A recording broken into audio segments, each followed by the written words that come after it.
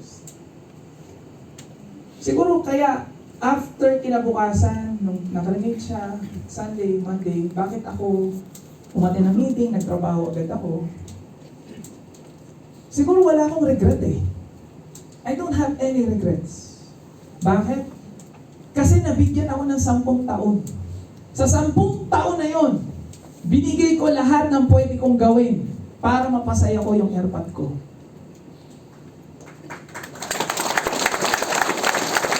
I'm not saying this to all of you dahil proud ako doon. No.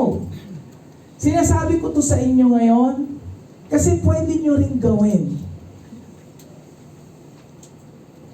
Sabi nga, bakit daw maraming tao na pag nawawalan sila ng mahal sa buhay, some people ang tagal makamove on.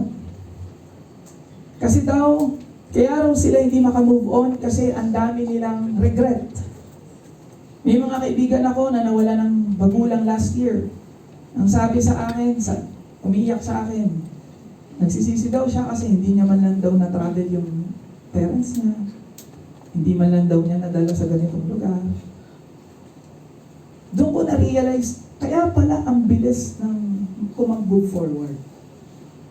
Kasi wala akong regret eh. Kung alam ko sa sarili ko, na nabigay ko lahat.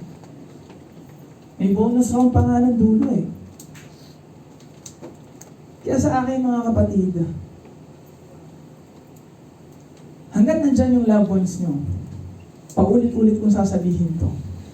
Sana wag umabot sa punto na magkaroon tayo ng regret kasi na hindi mo nabigay lahat.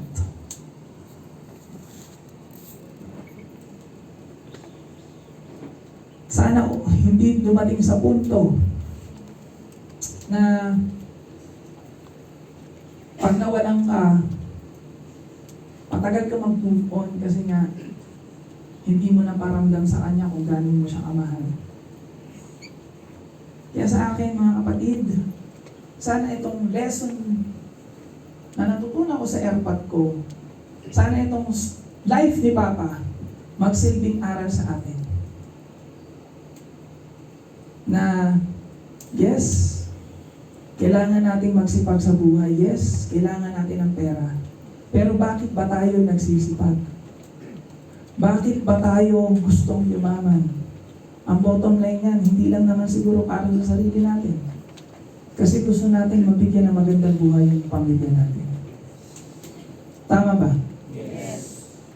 Kaya sa akin, yung story namin ni Ab Joseph, it's only a story na pwede kang ma-inspire or pwede kang magkaroon ng lesson. Kasi ako, to be honest, nung narinig ko yung story niya, sabi ko talaga sa sarili ko, hindi mangyayari sa akin ito.